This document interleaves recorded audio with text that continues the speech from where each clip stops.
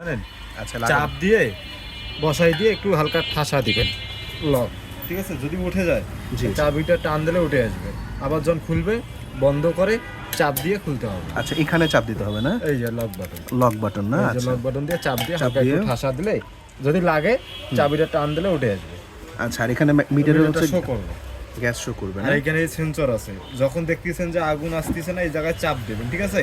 জি। চাপ দেবেন আর পুশ করবেন।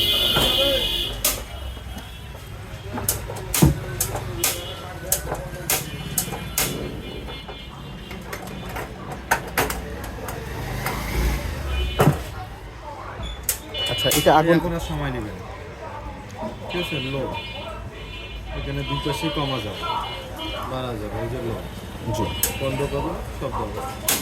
আবার যখন রান্না করবেন চাবি নামাই দিলেন, এখানে সারাদিন সুইচ দিলেন আর আগুন আসবে, আর আগুন আসবে।